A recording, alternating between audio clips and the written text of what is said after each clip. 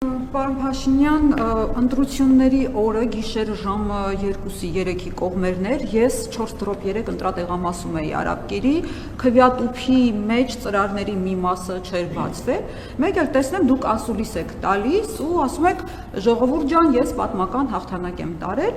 Այդ ընտրատեղամասում 1286 ընտրող մասնակցել էր քվեարկությանը, եւս 99 մասնակցել էին գոսպիտալի զինվորները, այսինքն ընդհանուր առմամբ 1385 ընտրողի ձայն հաշվի չէր առնվել։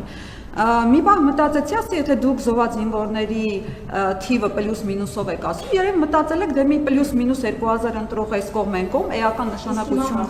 էական նշանակություն չի ունենա ձայների վրա,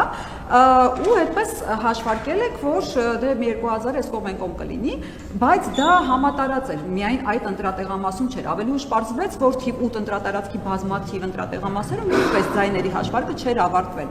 Հիմա հարց, եթե օրինակ 2025-ի բյուջե, 26-ի բյուջե մոտ 500 միլիոն դրամ մենք հատկացրել ենք ԿԸՀ-ին։ Եթե այդ կառույցը ոչ մի բան չի անելու, դուք եք ամեն հարցի պատասխանը տալիս եւ դուք եք որոշում։ Ինչի ենք մենք ֆիկտիվնի այդ կառույցներին պահում, նույնն իրավապահ համակարգին, երբ որ ամբողջ քարոզարշավի ընթացքում դուք որոշում եք ում բռնել, ում չբռնել եւ այն, ինչ իմաստ ունի, չարժի արդյոք էկոնոմիա անել 500 միլիոնը եւ դուք ամեն ինչ որոշեք եւ հաջորդ կարևոր ճշտումը, որ ուզում եմ անել, դուք ասել եք, որ եթե սահմանադրական մեծամասնություն չձևավորենք, կլինի աղետալի պատերազմ սեպտեմբերին։ Հիմա հարց 3 ամսից իսկապես պատերազմ լինելու է, թե չէ, դուք գիտեք այդ հարցի պատասխանը, եթե լինելու է, աչք փակվի այս ամբողջ բաների վրա, բոլորի ձայնը միանգամից 0 դարձնենք, որպեսզի չլինի պատերազմ։ Շնորհակալություն։ Բարեբախտաբար ընտրությունները տեղի են ունեցել ոչ միայն այն տաղամասում, որտեղ դուք եք գտնվում,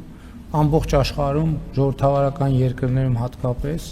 դա սովորական պրակտիկա է, որովհետև կան հարցումներ, կան ընթացիկ քվեարկության հաշվարկներ, կան տեսակարար կշիռներ եւ ի վերջո կան բազմաթիվ ընտրական տեղամասեր, որտեղ արդյունքները ամփոփված են եւ կան բանաձևեր, թե ինչքան կարող է իջնել ընտրական տոկոս։ Մենք հենց իջնելու էլի տեղ ունեինք, որպեսզի էլի ունենք, որպեսզի հաղթենք, որպեսզի արձանագրենք, որ միանշանակ ընտրությունները հաղթել ենք եւ ցանկացած ժողովրդավարական երկրում նման հայտարարություններ դուք կտեսնեք եւ ոչ մի տեղ չեք լսի հարցեր, թե բա ինչի համար է կենտրոնական ընտրական հանձնաժողովը։ Կենտրոնական ընտրական հանձնաժողովը նրա համար է, որ իր արդյունքներով կամ հաստատի կամ հերքի քաղաքական գործիչների արած հայտարարությունները